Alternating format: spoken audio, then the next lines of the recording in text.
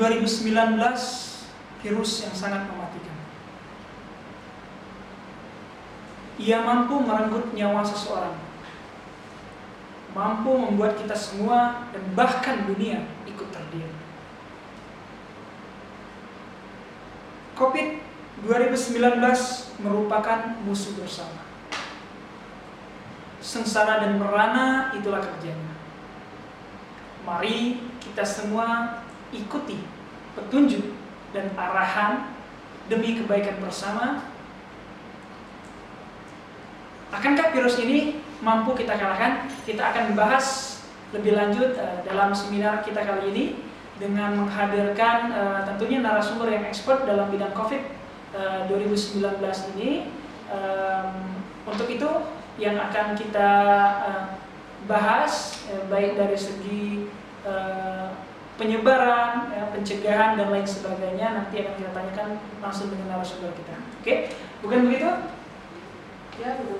Bagaimana current status data dari tiap negara maupun di dunia dan juga Indonesia, mulai dari kasus ya yang sudah tercatat maupun yang sudah meninggal dan yang sembuh ya akan dijelaskan oleh rekan saya.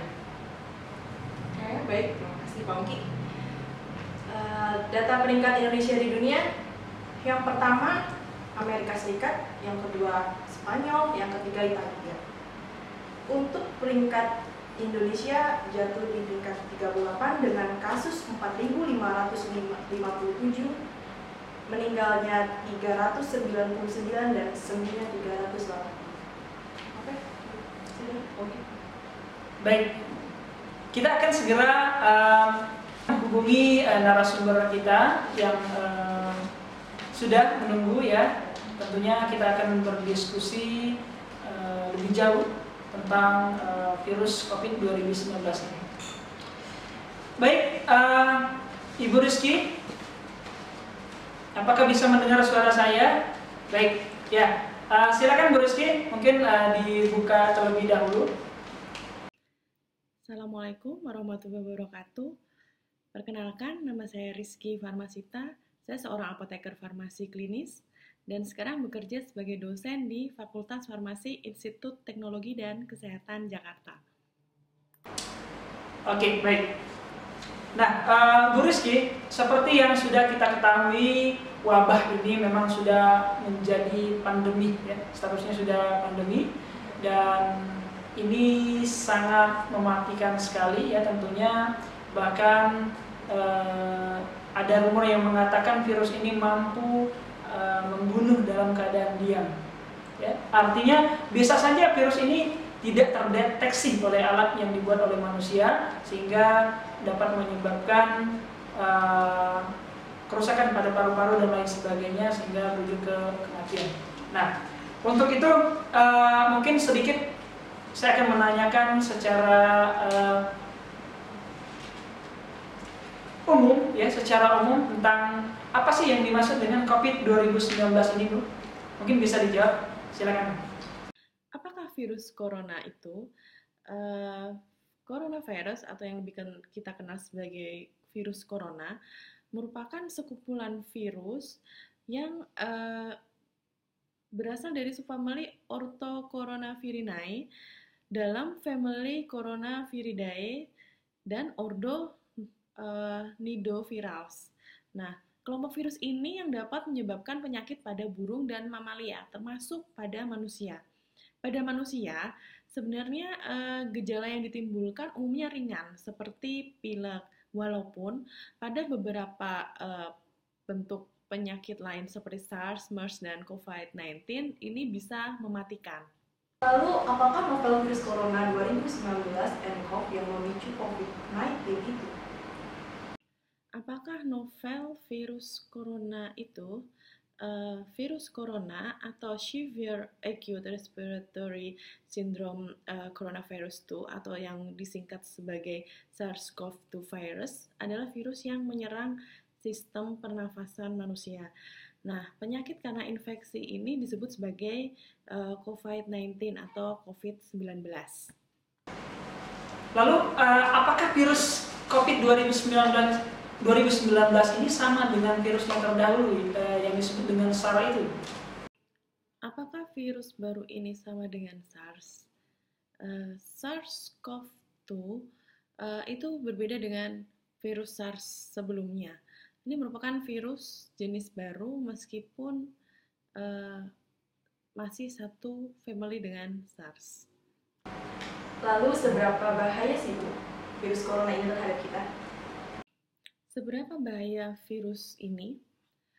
Virus SARS-CoV-2 ini merupakan virus yang bisa menginfeksi saluran pernafasan manusia. Pada banyak kasus, virus ini hanya menyebabkan gejala ringan pada manusia, seperti flu. Namun, pada beberapa kasus, virus ini dapat menyebabkan gejala pernafasan yang berat, misalnya terjadinya infeksi pada paru-paru atau yang biasa kita kenal sebagai pneumonia. Nah, yang membuat fatal adalah jika pneumonia ini berlangsung berat, nantinya bisa memicu ke gagal nafas sehingga menyebabkan kematian. Terkait dengan pencegahan yang harus kita lakukan, apa yang dapat kita lakukan untuk melindungi diri? Ya, mungkin dari segi penggunaan masker dan lain sebagainya. Apa yang dapat dilakukan untuk melindungi diri? Banyak hal yang dapat kita lakukan untuk melindungi diri dari paparan atau terinfeksi virus corona.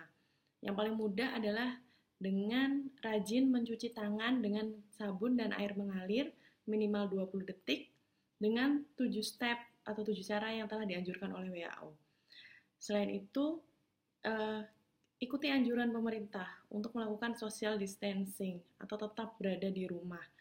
Jika memang harus keluar rumah, maka pergunakanlah masker dan lakukan physical distancing atau menjaga jarak dengan orang lain minimal 1,5 hingga 2 meter.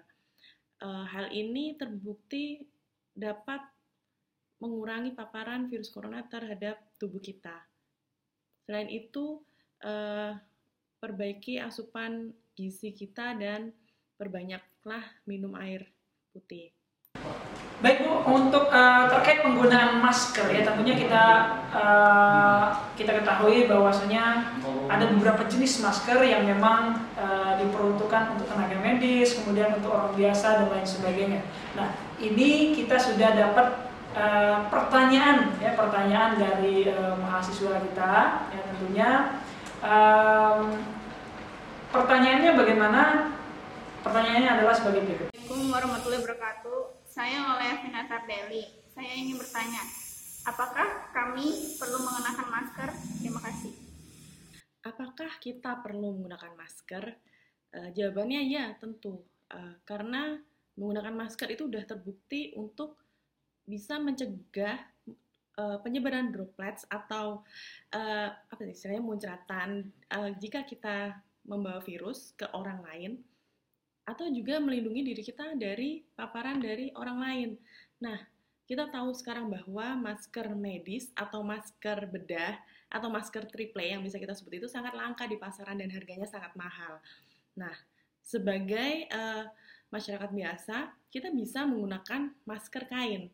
Penelitian telah menunjukkan bahwa penggunaan masker kain 2 lapis itu sudah dapat menurunkan resiko terinfeksi virus sebanyak 50%.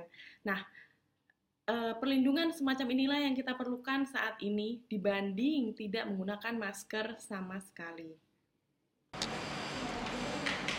Oke, nah untuk penanya yang kedua, kita sudah dapat dari mahasiswa kita, ya, saudari Pini, ya, boleh silakan ditampilkan videonya. Assalamualaikum warahmatullahi wabarakatuh. Saya Vini Hardiansyah. Saya ingin bertanya, bagaimana cara menggunakan masker dengan baik dan memperlakukan masker di tengah pandemi virus COVID-19 ini? Terima kasih. Bagaimana cara menggunakan dan memperlakukan masker? Jika kita menggunakan masker kain, sebaiknya masker kain tersebut diganti pada kisaran waktu sekitar 3 jam. Jadi, jika kita bekerja di luar rumah itu sebaiknya membawa masker ganti atau masker cadangan. Jadi setelah 3 jam kita harus menggantinya dengan masker yang baru, kemudian yang lama disimpan dan nanti bisa dicuci dan digunakan kembali. Kenapa harus demikian? Karena jika terlalu lama digunakan, kan pori dari masker kain itu tidak serapat masker medis ya. Jadi jika terlalu lama digunakan itu dikhawatirkan virus yang memapar di masker kita itu dikhawatirkan dapat menembus kain tersebut dan terhirup masuk ke saluran pernafasan. Untuk resiko tertular dan penyebaran virus itu sendiri, tentu kita ketahui bahwasanya setiap orang itu mempunyai resikonya masing-masing ya, dalam artian semua orang punya level resikonya ya. Nah, lalu siapa sajakah yang mempunyai ataupun yang dapat terinfeksi virus corona ini? Siapa saja yang bisa terinfeksi virus? Semua orang bisa terinfeksi virus ini tanpa terkecuali, baik anak-anak, bayi, orang dewasa, lansia, ibu hamil dan menyusui, tanpa terkecuali semuanya bisa memiliki resiko terkena virus ini. Oke, baik. Nah, lalu siapa yang beresiko parah karena virus corona ini? Siapa saja yang dapat beresiko parah terkena virus ini? Ada beberapa kelompok orang yang bisa menyebabkan atau meningkatkan keparahan jika terpapar virus ini. Kelompok orang tersebut antara lain adalah orang lanjut usia, kemudian orang yang daya tahan tubuhnya sedang tidak bagus atau melemah, bisa karena memang dia sedang sakit atau menderita penyakit yang menyebabkan daya tahan tubuhnya turun, kemudian wanita hamil, dan satu lagi adalah orang yang memiliki penyakit kronis atau menahun. Bagaimana virus corona itu bisa menyebar? Bagaimana virus corona menyebar? Seseorang dapat tertular COVID-19 ini dengan berbagai cara. Salah satunya, misalnya, jika kita tidak sengaja menghirup cipratan ludah atau droplets dari penderita COVID-19 ini. Kemudian, selain itu, karena kita tidak sengaja menyentuh area hidung dan mulut dengan tangan kita yang belum kita cuci tangan, setelah menyentuh benda yang terkena cipratan atau droplet dari penderita tadi. Atau yang ketiga, karena adanya kontak jarak dekat dengan penderita COVID-19. Misalnya bersalaman atau bersentuhan. Baik, untuk penanya selanjutnya kita sudah ada mahasiswa, yaitu Akbar Noval. Assalamualaikum warahmatullahi wabarakatuh. Nama saya Akbar Noval dari kampus ITKJ. Saya mau nanya Bu, berapa lama sih COVID-19 ini bertahan hidup di permukaan? Terima kasih. Berapa lama virus corona dapat bertahan hidup di permukaan? Percikan atau droplets dari penderita COVID-19 tentu saja juga bisa jatuh ke benda-benda di sekitar kita. Nah, jika kita tidak sengaja menyentuh benda tersebut, kemudian kita menyentuh area mulut, hidung atau mata, maka virus tersebut dapat masuk ke dalam tubuh kita. Kemudian banyak studi dilakukan untuk meneliti berapa lama virus corona dapat bertahan di atas permukaan. Kemudian studi menemukan bahwa virus dapat bertahan di atas permukaan benda seperti logam, kaca, atau plastik hingga 9 hari lamanya. Oke, selanjutnya penanya yang seterusnya yaitu dari adik kita Yudita Anggraini. Mari kita saksikan pertanyaannya. Assalamualaikum warahmatullahi wabarakatuh. Saya Yudita Anggraini yang bertanya, dapatkah manusia terinfeksi virus penyebab COVID-19 yang berasal dari hewan? Terima kasih. Wassalamualaikum warahmatullahi wabarakatuh. Dapatkah manusia terinfeksi virus penyebab COVID-19 yang berasal dari hewan? ada dugaan bahwa virus corona awalnya ditularkan dari hewan ke manusia.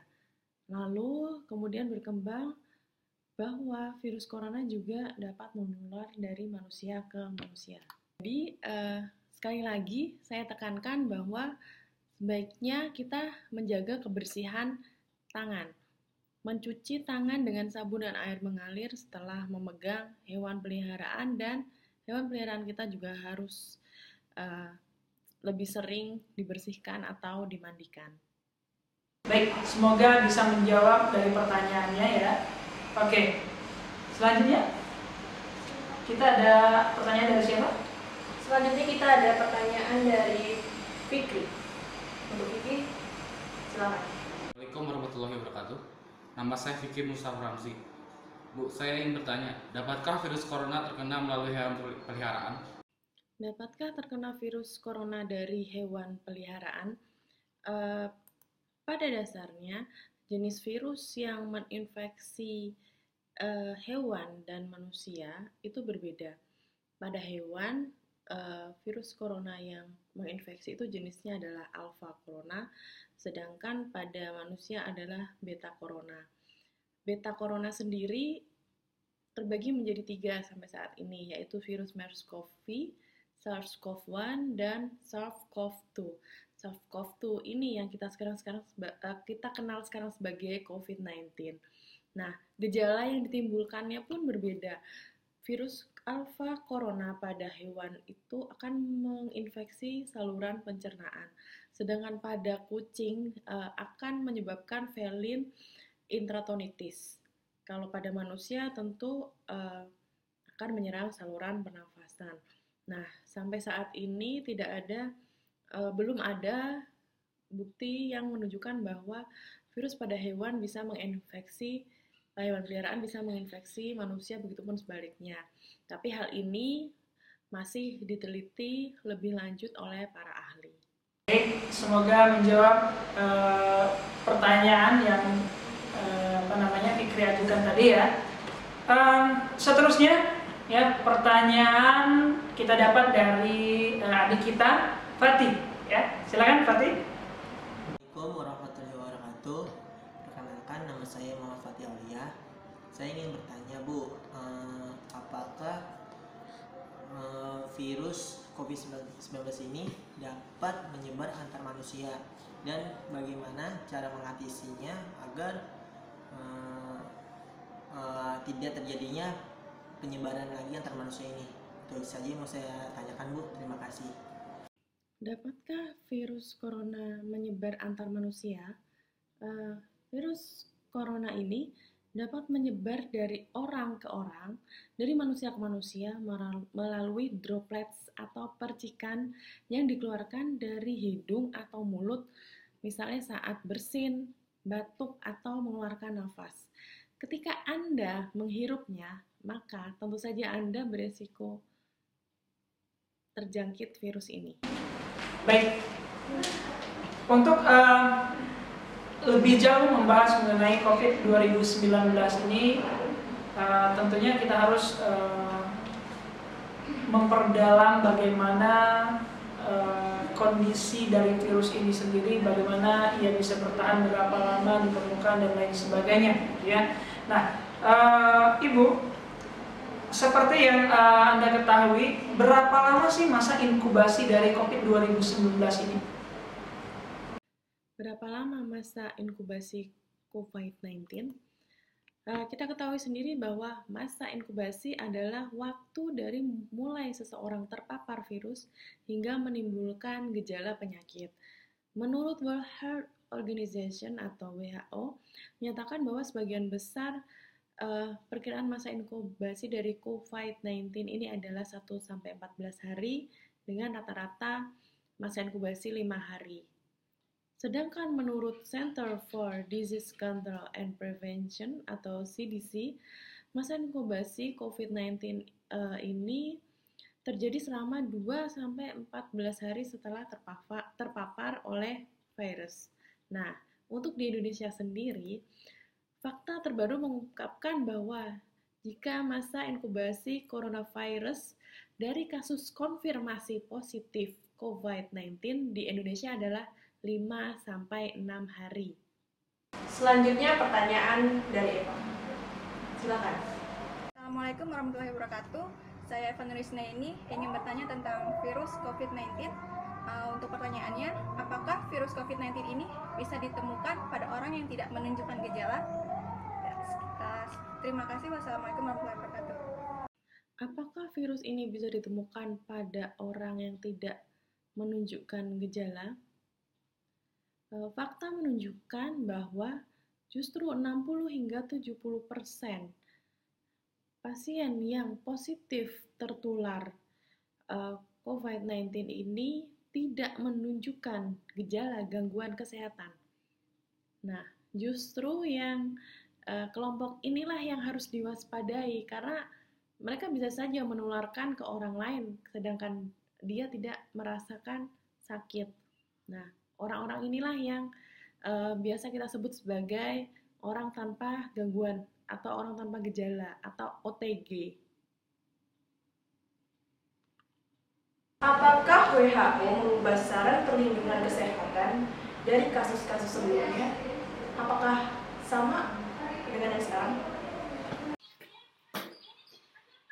Berdasarkan beberapa acuan terkait tata laksana atau manajemen klinis dari COVID-19 ini, antara lain dari WHO dan dari the US Center for Disease and Control Prevention atau CDC, saat ini belum terdapat terapi atau pengobatan yang spesifik untuk COVID-19.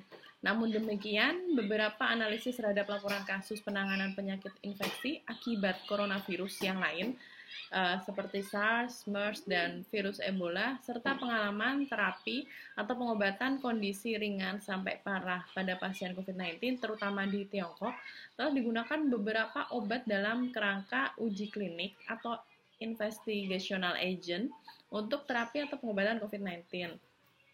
Kemudian sesuai dengan rujukan WHO juga, penggunaan investigational agent ini harus memperhatikan beberapa hal penting, antara lain yang pertama adalah aspek etiknya, di mana obat tersebut harus merupakan obat yang memiliki prioritas terapeutik terkini. Kemudian pelaksanaannya harus mengacu pada WHO CARE Clinical Randomized Trial atau RCT protokol untuk evaluasi khasiat dan keamanan obat yang sejalan dengan standar perawatan rawat inap untuk pasien COVID-19. Dan yang ketiga, apabila pelaksanaan RCT ini belum memungkinkan, maka penggunaan investigational agent ini harus melakukan dengan mekanisme sesuai WHO Monitored Emergency Use of Unregistered Intervention Framework atau MORI sampai RCT ini dapat dilakukan. Oke, baik. Nah, untuk pertanyaan selanjutnya kita dapatkan dari Saudara Reza, ya. Oke, Saudara Reza, silakan. Apakah aman menerima barang dari Cina atau dari daerah lain yang terkonfirmasi COVID-19 ini? Terima kasih. Bagaimana jika kita menerima uang atau paket dari negara yang terpapar COVID-19 ini? Jika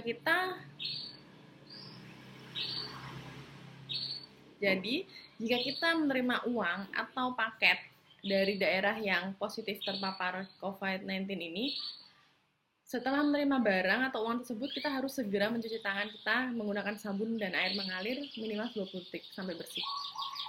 Atau misalnya kita khawatir benda tersebut mengkontaminasi lingkungan sekitar, maka kita bisa menyemprotkan barang tersebut dengan cairan desinfektan. Yang paling mudah tentu menggunakan cairan pemutih atau yang mengandung fluoride. Nah, setelah disemprot, baru kita cuci tangan yang bersih. Nah, baru kemudian kita pegang benda tersebut. Jadi, kalaupun misalnya kita keluar rumah, mau belanja misalnya, kita menggunakan sarung tangan, tapi kita masih menyentuh area muka, itu sama aja bohong. Jadi masih ada rantai penularan di situ. Atau misalnya kita menggunakan sarung tangan, kemudian kita memegang HP, kemudian HP tersebut kita terima telepon, kita tempelkan di muka, itu juga bisa saja kita masih ada resiko penularan di situ. Jadi intinya di sini adalah cuci tangan. Karena dengan cuci tangan itu kita bisa memutus rantai penularan. Kita ketahui bahwa si virus corona itu sebenarnya tidak bisa menembus melalui pori-pori telapak tangan kita. Nah, tapi yang paling sering menjadi rantai penularan adalah ketika kita menyentuh area muka, area mata, hidung, dan mulut kita menggunakan tangan kita yang sudah terkontaminasi.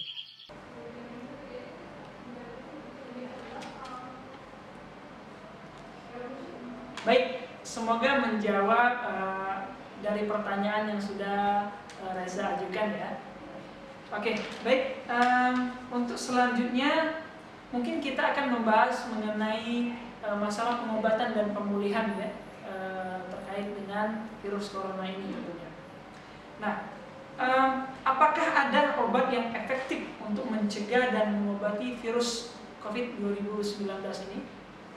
Pedoman atau kebijakan-kebijakan yang dikeluarkan WHO saat ini masih berpedoman pada pencegahan dan pengendalian infeksi saluran pernafasan akut atau ISPA yang cenderung menjadi epidemi dan pandemi sebelumnya. Jadi yang disebabkan oleh virus corona sebelumnya.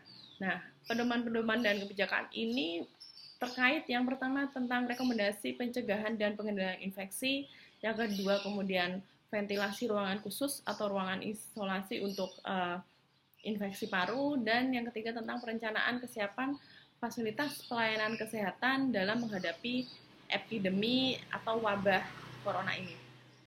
Tentang kebijakan WHO, kasus COVID-19 di kota Wuhan, Provinsi Hubei, Republik Rakyat Tiongkok pertama kali dilaporkan pada tanggal 31 Desember 2019 oleh WHO Tiongkok. Kemudian kasus ini menyebar sangat luas dan sangat cepat di berbagai negara. Saat ini sudah ada 210 negara yang terpapar virus ini. Nah, kemudian pada tanggal 11 Maret 2020, WHO menetapkan wabah COVID-19 ini sebagai pandemi global. Apakah antibiotik efektif mencegah dan mengobati virus COVID-19? Apakah antibiotik bisa digunakan untuk mengobati dan mencegah COVID-19? International Pulmonology Consensus on COVID-19 ini merupakan perkumpulan dokter spesialis paru dan pernafasan atau pulmonologis yang berasal dari berbagai negara yang bekerja sama menyusun konsensus untuk pencegahan dan pengobatan COVID-19 ini. Nah, berdasarkan International Pulmonology Consensus on COVID-19 ini tidak merekomendasikan penggunaan antibiotik untuk mengobati COVID-19. Jadi dengan kata lain, bahwa COVID-19 ini tidak dapat diobati dengan antibiotik. Penggunaan antibiotik itu untuk mengobati secondary bacterial pneumonia. Jadi ada infeksi paru-paru karena bakteri. Nah, antibiotik spektrum luas itu dapat digunakan berdasarkan dari pedoman dari tiap-tiap negara tersebut.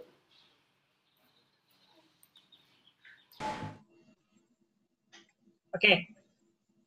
Assalamualaikum warahmatullahi wabarakatuh. Waalaikumsalam warahmatullahi wabarakatuh. Sebelumnya terima kasih untuk Mas Hendra sudah mau kita wawancarai ya untuk membahas mengenai penanganan COVID 2019 maupun pengalaman dari Mas Hendra sendiri dalam melakukan pencegahan gitu ya, penanganan dan lain sebagainya. Oke, bisa diceritakan sedikit Mas untuk masalah penanganan COVID yang sedang dilakukan di tempat Mas ataupun pengalaman sebelumnya seperti apa? Oh, kalau untuk pengalaman dari pasien datang sih kita langsung pertama periksa temperatur dulu. Kalau ada pasien mengarah ada kondisi pasien mengarah ke arah gejala-gejala penyakit tersebut, kita ada siapkan ruangan atau klinik khusus. Jadi tidak dicampur dengan pasien-pasien yang sehat atau yang tidak demam. Jadi yang demam, batuk itu udah ke ruangan khusus. Jadi jalurnya memang udah disiapkan sendiri. Kemudian nanti di situ udah ada pemeriksaan lebih lanjut lagi dengan dokter tergantung kondisinya, bisa periksa hematologi lengkap atau bahkan dengan pemeriksaan penunjang-penunjang yang lain. Dan pastinya sih kita melakukan pertama-tama pasti menggunakan rapid test dulu. Jadi semua pasien yang diduga dan mereka sudah setuju langsung dites rapid test terlebih dahulu. Oke, berarti memang pada saat pemilahan pasien yang sudah dinyatakan positif dan baru menimbulkan gejala dan lain sebagainya itu memang punya jalur tersendiri gitu ya dalam penanganannya. Iya, dipisahkan. Oke. Agar tidak menularkan dengan yang lainnya, misalkan dia positif. Oke. Nah, membahas mengenai rapid test ya yang sedang dilakukan dan ini memang banyak sekali dibutuhkan gitu alatnya. Apakah di tempat yang Mas Hendra pernah lakukan gitu ya atau yang sekarang untuk mendapatkan alat gitu ya, alat untuk tes rapidnya ini susah nggak sih atau memang terbatas untuk beberapa institusi aja dan itu harganya mahal apa murah gitu? Kalau awalnya sih itu masih susah ya. Cuman kalau untuk saat ini, kalau untuk order barangnya sih cukup mudah. Cuman karena banyak tempat-tempat lain atau rumah sakit lain yang order, jadi keterlambatan barang pasti datang. Cuma sekali saat kita order, kita langsung order sampai 4.000 tes. Oke, berarti kalau sekarang itu kondisinya sudah bisa dikatakan cukup mudah ya untuk mendapatkan alat untuk rapid test ini. Nah, ini apakah Indonesia sudah memproduksi rapid test alatnya ini atau harus impor dari luar? Masih impor. Masih impor. Oke, baik. Artinya Indonesia belum mempunyai pabriknya gitu ya untuk memproduksi alat rapid test ini. Oke, baik Mas Hendra. Selain dari penggunaan rapid test sebagai deteksi dini gitu ya untuk pasien ataupun orang-orang yang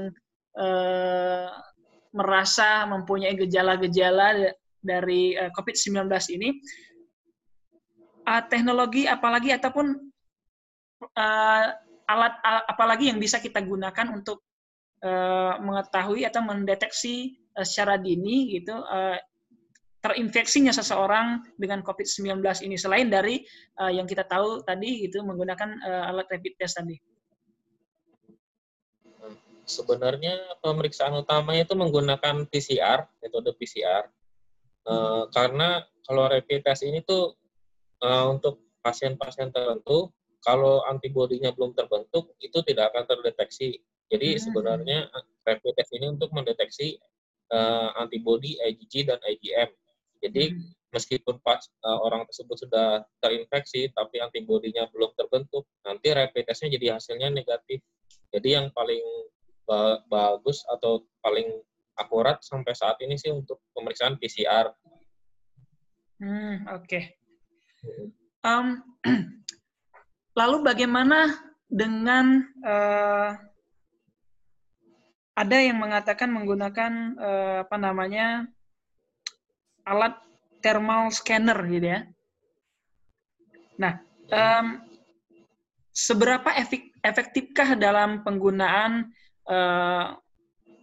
thermal scanner ini? Lalu berapa sih indikator suhu gitu ya tubuh seseorang itu yang bisa dinyatakan dia ini sudah bisa dipastikan ini bisa jadi positif corona atau COVID-19 gitu. sebenarnya tidak ada indikator pasti kalau untuk orang ini positif corona atau tidak, karena demam itu di atas 38 derajat sudah bisa dikatakan demam. Sedangkan demam itu sendiri bisa akibat penyakit lain, nggak selalu COVID, bisa apalagi sekarang musim hujan, bisa dari penyakit DBD bisa. Jadi demam itu sebenarnya termoscan itu untuk mendeteksi awal orang ini dalam keadaan sehat atau tidak aja. Jadi bukan berarti pasien orang ini sudah positif gitu ya. Dia demam, belum tentu positif dianya sebenarnya. Jadi bisa aja ada penyakit lain yang membuat seseorang itu demam. Oke. Nah, artinya suhu tubuh seseorang itu tidak bisa dipastikan bahwasanya ketika dia tinggi gitu ya, itu sudah pasti COVID-19, tidak bisa seperti itu, Mbak. Itu bisa jadi penyakit yang lainnya gitu ya. Dan itu merupakan sebagai langkah awal saja. Oke, baik. Nah, selain dari penggunaan alat-alat gitu ya untuk mendeteksi dini ya, dalam penanganan pasien yang sudah dinyatakan positif corona, hal yang harus pertama kali dilakukan oleh pihak rumah sakit ataupun pihak yang menangani ya si pasien itu apakah apa yang dilakukan gitu? Prosesnya seperti apa? Untuk saat ini, misalkan di kualitas kami ada yang rapid testnya positif, itu akan dilanjutkan dengan pemeriksaan PCR, dan pasien tersebut harus langsung dirujuk ke tempat-tempat atau rumah sakit yang sudah ditunjuk sebagai rumah sakit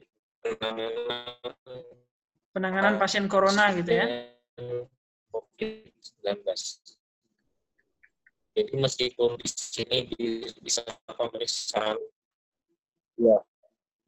misalkan di sini di rumah sakit ini atau di klinik perawatan itu ada standar rumah sakit itu bisa atau diizinkan untuk merawat pasien tersebut. Oke, nah terkait pasien yang sudah dinyatakan sembuh, ya, ada kasus yang saya tidak tahu ini kebenarannya ya, benar atau tidaknya. Cuma ada yang mengatakan bahwasanya yang ex COVID-19 ya, pasien yang sudah sembuh itu ya bisa kemungkinan dia kambuh lagi, dalam artian akan terkena COVID-19 lagi. Karena ada juga yang melakukan penelitian ya, ada beberapa jurnal ya itu mengatakan bahwasanya COVID-19 ini bisa saja dia tidak bisa terdeteksi oleh thermal scanner dan yang lainnya gitu. Dia bisa seperti sembunyi dalam sel-sel tertentu gitu, atau seperti apa? Menurut ada nggak sih istilahnya pasien yang seperti itu di Indonesia gitu yang sudah ditemukan gitu? Sebenarnya untuk penyakit ini sih bisa reaktif kembali. Jadi pasien tersebut yang sudah dinyatakan sembuh itu bisa positif kembali. Bisa karena tertular kembali atau dari virus yang sudah ada di tubuhnya yang masih belum aktif, dan saat sudah dinyatakan sembuh setelah beberapa waktu virus itu aktif kembali dan menyerang tubuh pasien tersebut. Oke, berarti memang ada kemungkinan gitu ya kalau seandainya memang ada virus yang lain ataupun ada penyakit yang lain gitu ya menyerang si pasien ini gitu. Oke. Mas Hendra, dalam penanganan pasien ya, baik itu yang yang baru mau dites maupun yang sudah bisa dinyatakan positif kemudian dirujuk ke rumah sakit yang memang sudah ditunjuk oleh pemerintah. Nah, safety dari pihak yang melakukan pengetesan ataupun penanganan penguji pengambil sampel dan lain sebagainya ini bagaimana safety-nya? Apakah menggunakan alat pelindung diri yang sudah ditetapkan secara WHO ataupun seadanya gitu? Untuk penanganannya sendiri itu udah semua diwajibkan untuk menggunakan APD lengkap, full badan termasuk pelindung wajah, muka, dan rambut. Bahkan untuk ambulans sendiri setelah mengantar pasien tersebut langsung didesinfektan di seluruh bagian ambulan, terutama yang agak dalam langsung didesinfektan, dan pakaian-pakaian yang digunakan petugas medis itu semua sekali pakai, jadi langsung dibuang dan dimusnahkan dan nggak akan dicuci atau dipakai kembali. Oke. Berarti memang ada SOP-nya yang sudah baku gitu ya dalam melakukan penanganan dan pengetesan dan lain sebagainya gitu ya, yang memang harus diikuti setiap saya menyebutnya frontliner ya, untuk profesi yang seperti ini memang berada di garis terdepan gitu ya dalam penanganan wabah COVID-19 ini. Nah,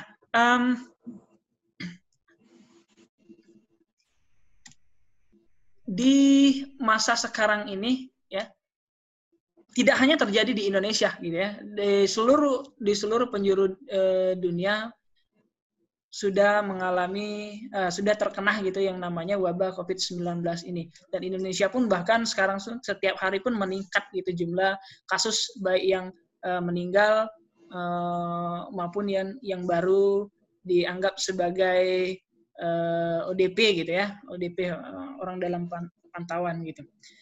Nah, kira-kira menurut analisa Mas sendiri gitu, virus corona ini akan bisa berhenti atau lenyap itu kapan, dan apa yang harus kita lakukan dalam mengatasi virus ini bisa menyebar gitu? Sebenarnya untuk virus ini bisa dikatakan berhenti mungkin sekitar 6 bulan dari awal penyebaran di Indonesia, dengan ketentuan semua masyarakat melakukan bersih, kayak sebelum makan itu harus cuci tangan, terus social distancing juga diterapkan, dan semua aturan-aturan dari pemerintah dijalankan dengan sebagaimana mestinya.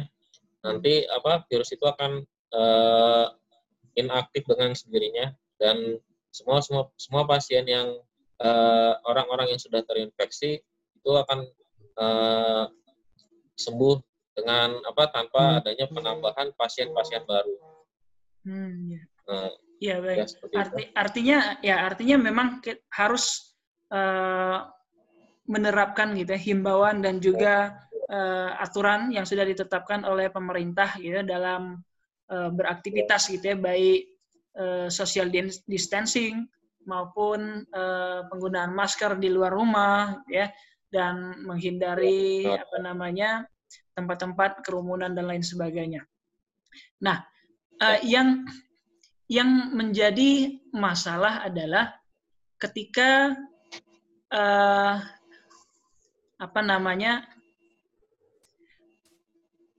ada seseorang yang mau ataupun dia merasa mempunyai gejala ya, lalu kemudian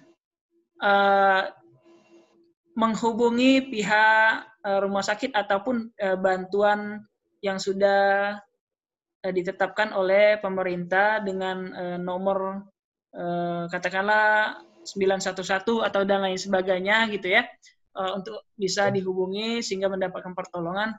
Nah, apakah efektif dalam penanganan dengan menggunakan talian ya ataupun nomor bantuan yang bisa dihubungi? Karena kan saya pernah mencoba juga dan itu nomornya kadangkala itu sangat sibuk gitu. Nah, lalu bagaimana dengan kondisi orang yang merasa bahwasanya dia punya gejala tersebut gitu kan? Sedangkan kita tahu kalau misalnya keluar itu akan menjadi memperparah keadaan. Bisa jadi memang dia positif dan keluar gitu, dia akan berinteraksi dengan yang lainnya dan yang lainnya akan terkena gitu. Seperti apa? Biasanya kalau ada yang menghubungi ke klinik kami, kalau memungkinkan kita akan home service, home visit ke rumah mereka untuk melakukan screening fisik, dan kalau perlu kita untuk mengambil sampel untuk dilakukan pemeriksaan laboratorium. Kalaupun semua petugas atau ambulan kita sedang keluar, kita kalau pasien itu mau datang ke klinik langsung atau ke fasilitas kesehatan langsung, biasanya kita minta dia untuk menggunakan mobil pribadi, dan kalaupun dengan supir, minta diantar dengan supir saja dan tidak ditemani dengan orang yang lain.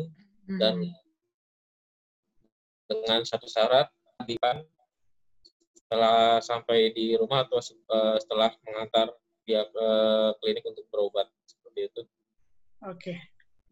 Baik, tentunya dengan seperti itu kita bisa meminimalisir gitu ya penyebaran virus dari orang ke orang gitu. Baik, Mas Hendro, mungkin bisa diceritakan ataupun sharing bagaimana apa yang harus masyarakat lakukan dalam mendeteksi dini gitu virus COVID 2019 ini, ataupun pengalaman dari Mas Hendro sendiri bagaimana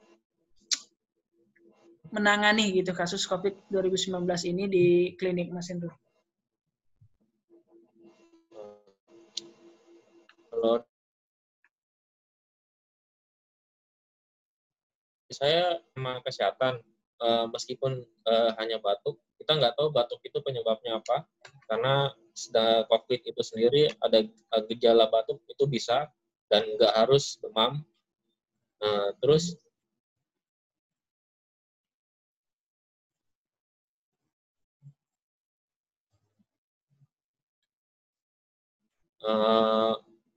minta ini dengan mengikuti yang aturan-aturan sudah pemerintah buat.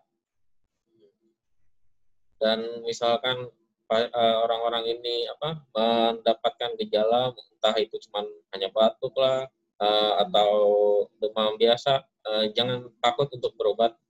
Nggak usah takut kalau aduh nanti saya positif gimana, nggak usah takut, semua nanti, karena kalau terdeteksi dari awal itu kita penanganannya lebih mudah daripada sudah lebih kondisinya makin parah baru terdeteksi. Jadi apapun gejalanya atau kondisinya, nggak usah takut untuk berobat. Oke. Karena terkadang pasien juga nunggu, ini nggak apa-apa, minum obat ini aja.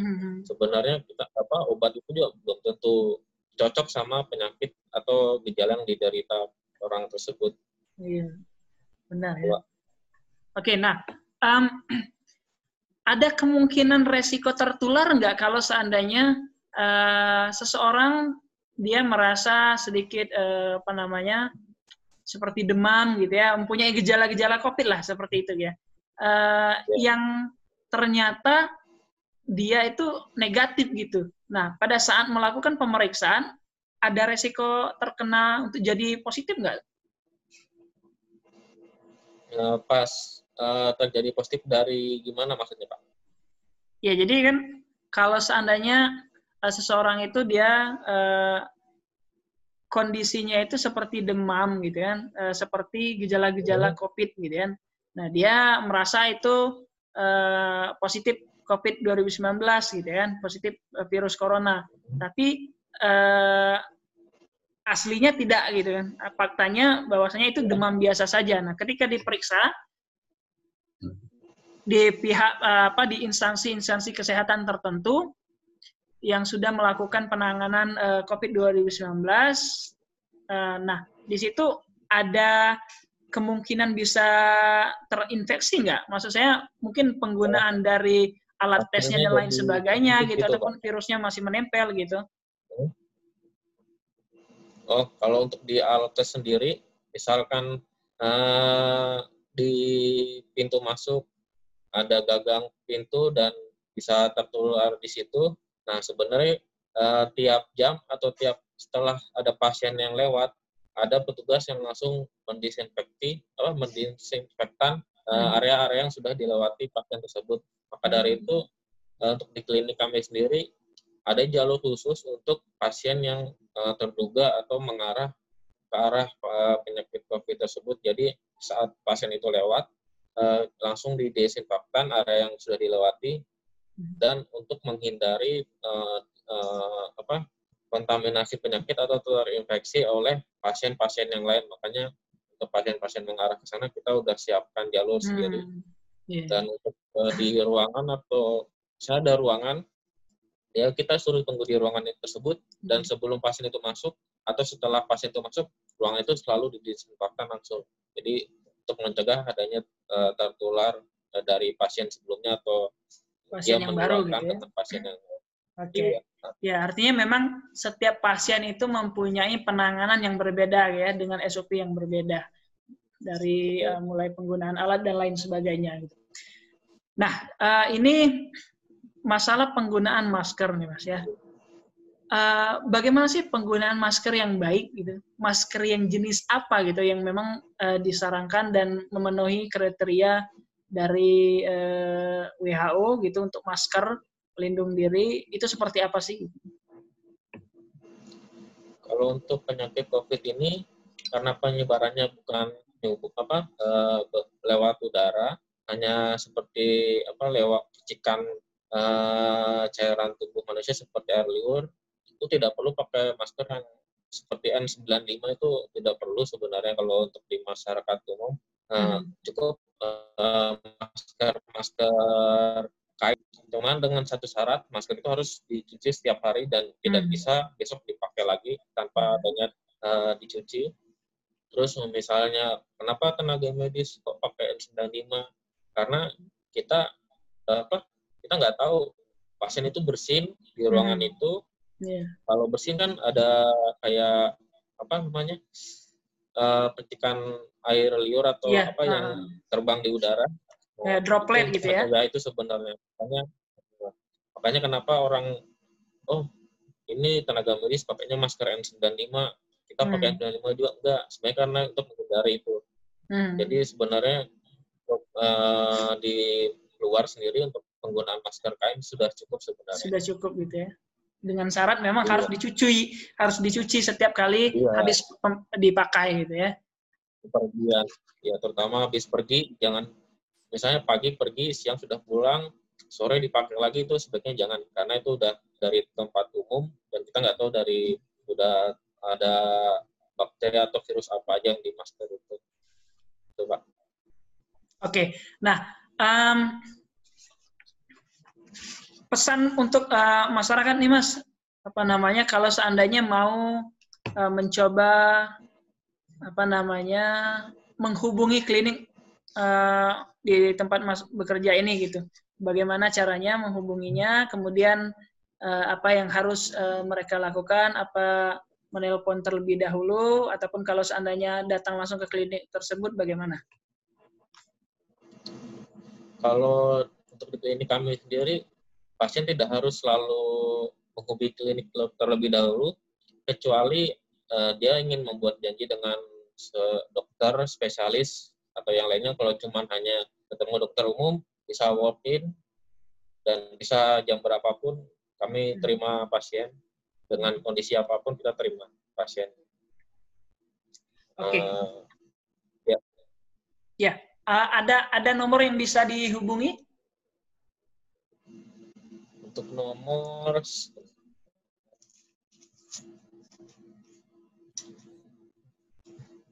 sebentar ya Pak.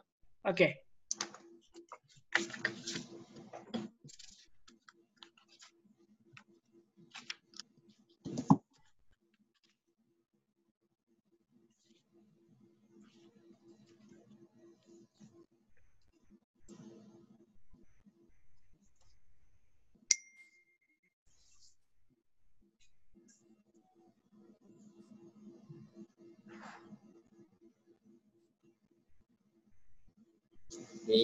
Biasanya ada di nomor 7021 Oke, 750 750 750 5973. 5973. Nah, nanti di situ nanti ada operator, kalau mau butuh bantuan operator nanti atau mau menanyakan di klinik ada fasilitas apa aja, bisa di situ. Biasanya orang-orang sekarang banyak yang bertanya, ada nggak sih pemeriksaan rapid test gitu.